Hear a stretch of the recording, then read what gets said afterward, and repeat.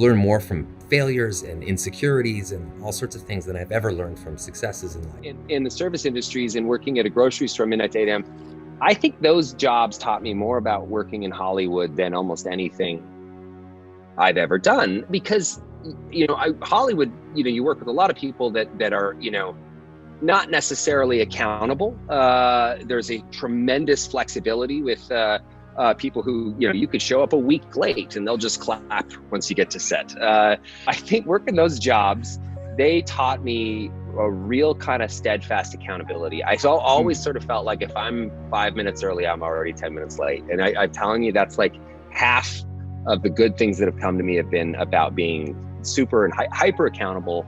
And that also creates it infuses some gratitude for the position that you're in, and understanding the position that you're in is sort of a fleeting thing. It doesn't last. And those jobs taught me a lot. I mean, working at Safeway, working at that bar, if you're 15 minutes late, you're fired. Just see that, a lot of attention, good and bad, is probably not great for anybody. Some people thrive on it. Some people really handle it very well and integrate it into who they are in a way that works incredibly well. And then other people don't. I've seen movie stars with giant air quotes that it's really been one of the more devastating things that have ever happened to them. My highest goal in show business was to be the wacky neighbor in a sitcom. Quite literally. Like, if I could go to Los Angeles, I started an improv comedy. If I could go to Los Angeles, I could get a job as the wacky neighbor in a sitcom, I would be set. That was all I ever really wanted. So everything else that's happened, and it's all happened quite slowly, has been a kind of an aggregate. If you want to call it fame or any of that stuff, it's always been very slow. I didn't become totally dysfunctional by Hollywood, which is, something that I don't know if it speaks to my character, but it's easy for that to happen. Yeah. I've been doing it for 25 years. Of course. I've seen it happen all around me. So it's a tough thing, man, when you're in the spotlight in any way, to kind of keep your stuff together. So yeah, I've had anxiety my whole life, really. And I feel like I have two parts of my personality, that one takes over when that happens. When I would go out on like Letterman back in the day, I would always be nervous. But I remember I'd be standing backstage before the curtain would open, and I would think to myself, I'm gonna die. I'm literally gonna die here. Or the curtain's gonna open and I'm just gonna be a symphony of vomit. Just like something horrible is gonna happen. But as soon as that curtain opens, and this happens in my work a lot too, it's like this little guy takes over and he's like, I got this. You're cool. I feel like my heart rate drop and my breathing calm, and I just kind of go out and I'm this different person. No matter how many years you do something, you don't get jaded, you're passionate about it, you love it, and it spoke to so much of what I love about this industry, even though it's very easy to find so many things that are detestable about it. There's truly great people that work in it, and artists and people that are, living, breathing human beings, not just sort of products that we've created. I just love that. That to me was a huge lesson.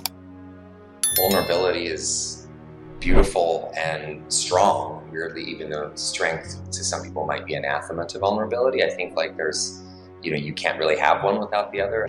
It's so easy to blame yourself or to blame something else, and it's actually that idea of leading with vulnerability and admitting that just because you're the father doesn't necessarily mean you know what's best. To be able to start conversations from a place of openness and not knowing and vulnerability is a huge honor.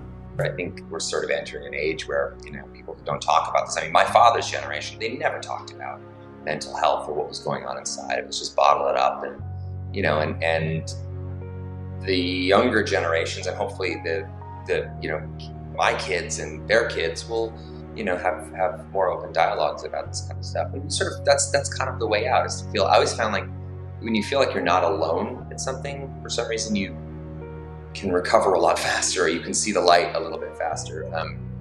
But when you feel like, and a lot of people do, they feel like they're completely alone, and that's the worst feeling on earth. So talking about it kind of to a certain degree sheds a little sliver of light in there, and I think that's important. I think as a father, I really could understand that feeling of impotence you have sometimes when you love and know your kid more than anyone, but you actually don't always know the answers, particularly when it comes to issues of mental health. You start to kind of become your own worst critic. So most of the time I'm being hard on myself.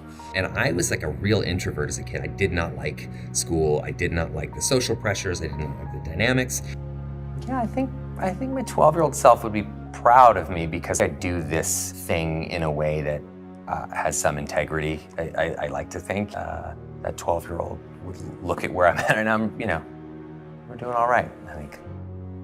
We need friends, we need support in the community, we need teachers. There's so many people that influence us, that guide us along the way.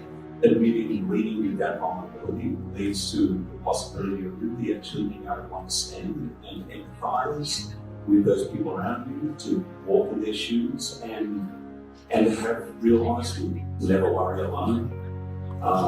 That we're all in the same boat. That this mental health issue is a crisis everywhere in the world.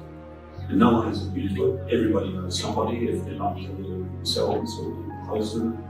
This is something that we need to talk about. Part of why I've been successful, I think, in my business life is being somewhat self-aware, and I understand the idea that when you extract a lot from a system, you need to put some back in as well. So part of it comes from that. I can't, safely say that I would enjoy my position in life if I wasn't sharing it. Not just sharing wealth, but also sharing power. Stepping aside where appropriate as well. And you can do all these things and, at the end of the day, like, you're still doing all right. Yeah. It doesn't change, much for your own personal situation other than it really feels great